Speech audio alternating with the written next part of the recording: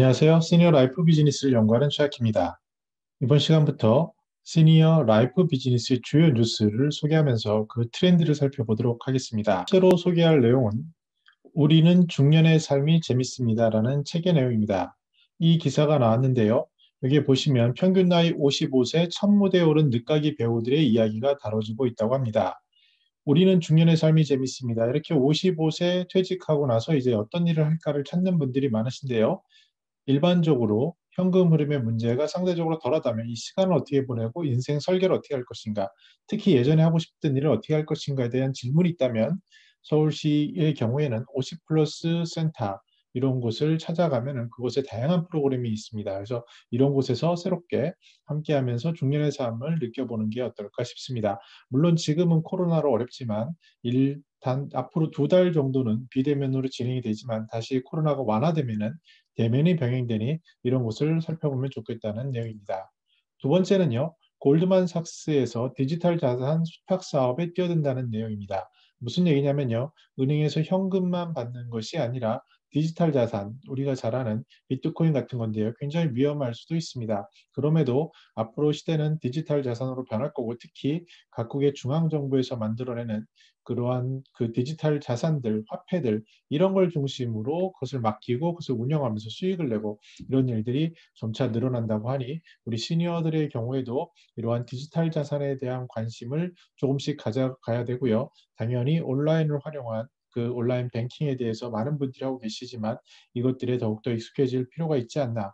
이것에 따라서 이것과 병행된 교육들을 할 필요가 있는데요. 제가 눈여겨보는 것은 그 김미경 TV 유튜브 MK 대학에서 여성분들을 대상으로 시니어들에게 디지털을 가르치는 활동을 한다거나 아니면은 조현미 대표님이 하시는 시니어통 이런 곳에서 시니어 플래너들이 교육을 한다거나 이런 활동들이 활발하게 이루어지고 있는 것 같습니다. 그래서 점차 이러한 디지털 문명에 대해서 어느 정도 관심을 가지고 시니어들도 이러한 것들에 대한 눈을 돌리는 것이 시급하지 않나 생각해 보고요. 천안시에서는 천안사랑 소식시 확대판을 발간한다고 합니다.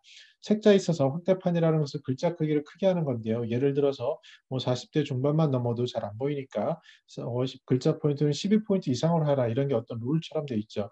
근데 제가 관심을 갖는 것은 왜 이런 지방에서 아직도 디지털 시대에 소식지가 필요한가라는 것에 대한 질문입니다. 근데 우리가 눈여겨봐야 할 것은 대도시인 경우에는 덜하지만 지방인 경우에 사람들이 눈에 띄는 것, 특히 시골인 경우에는 플랜카드가 굉장히 큰 효과를 발휘하고 있다라고 보고되고 있습니다. 왜냐하면 실제로 디지털도 중요하지만 그 접점에 딱 잡아서 소식을 나타낼 수 있는 것은 플랜카드 그리고 아파트인 경우에는 아파트에 있는 그 게시판이라든지 이러한 눈으로 볼 수 있는 이러한 자료들, 소식지 이런 것들이 더욱더 관심 있고 이에 따라서 어떤 지역을 알리는 소식지 확대판이 디지털세에 안 맞는 거 아니야라고 생각하겠지만 또 이런 부분도 있을 수 있겠구나라는 인식을 가질 필요가 있어 보입니다. 은평구의 노인을 위한 일터는 많았다. 저도 이제 사회복지사 자격증을 하기 위해서 은평구에 있는 그 시니어 클럽에서 그 일을 그 6개월 정도인가요? 연수를 받은 적이 있습니다. 근데 굉장히 훌륭한 기관이었다는 생각이 들고 그 속에서 일자리들을 굉장히 많이 경험을 했는데 예를 들어서 바둑학원, 부식점, 목공방, 포털 사이트 보조 이런 것들의 시도들이 있는 겁니다. 물론 속사를 들어가면은 쉬워 보이진 않습니다. 그럼에도 이러한 새로운 트렌드의 방향성을 볼 수 있고요. 저희 꽈배기 나라에서는 이 어르신들과 같이 잠시 경험도 해봤는데 정말 행복해하시고 미리 와서 준비하는 것들을 볼 수 있었습니다. 그래서 이런 일자리라는 게 노인 일자리가 어떠한 최근 보고서에 나온 국민연금의 경우에 일반적으로 그걸 받는 분들도 약 한 60만 원, 63만 원 정도의 갭이 있다고 하는데 이런 것들을 채워줄 수 있는 일자리, 즉 공공 일자리인 경우는 약 한 30만 원 정도 되거든요. 또 지방으로 가면 좀 높은 것들도 있고요. 그래서 이런 것들에 대해서 굉장히 의미가 있겠다. 특히 삶의 가치를 줘야 되는데 공공연과 함께 민간연 이런 것들을 만들어야 되지 않나라는 숙제가 있습니다. 거기에 대해서 아주 흥미로운 기사가 하나 나왔는데요. 강서구에서 어르신들이 운영하는 GS 시니어 편의점을 개점한다. 우리가 시니어 택배라는 걸 들어보셨죠? 대한통운이라는 것이 아파트까지 오면 그 안에 관리하는 단체에서 뭐 시니어 클럽이라든지 중간 단체가 있어서 시니어들에게 일자리를 주고 그 속에서 나오는 비용 구조를 가지고 운영하는 방식입니다. 이 GS25 시니어 편의점을 우리가 주목해 볼 부분은 구에서 이 편의점에 대한 기본 비용을 선투자하고요. 그 중간에 위탁받는 기관이 서울 강서 시니어 클럽 같은 것이 되고요.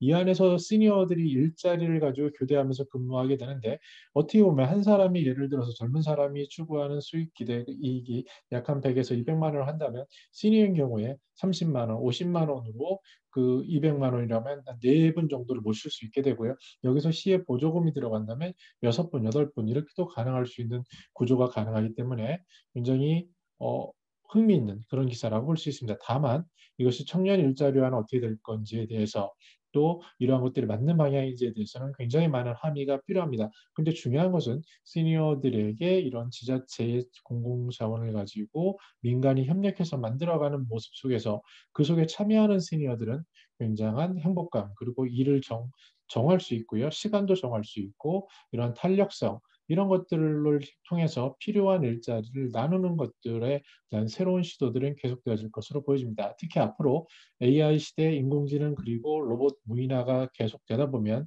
점차 일자리는 줄어들 거고요. 미국의 경우 어떤 기관의 보고를 보면 거의 절반, 심하게는 절반 정도 가량의 사람들이 일자리가 필요 없는 사람들이 될 수 있는 시대가 다가오고 있습니다.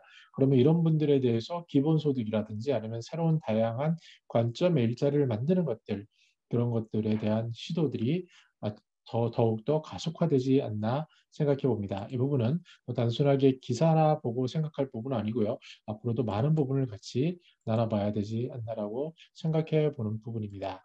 6월 달에 있었던 최근 몇 주 안에 있었던 중요한 뉴스 제 눈에 띄는 것들을 정리해서 요약해서 발표드렸습니다. 이런 것들이 조금 트렌드를 읽는데 도움이 되기를 바라고요. 혹시 제가 잘 모르고 얘기했거나 그런 것들은 댓글로 알려주시고 다루고 싶은 뉴스가 있으면 알려주시면 큰 도움이 되겠습니다.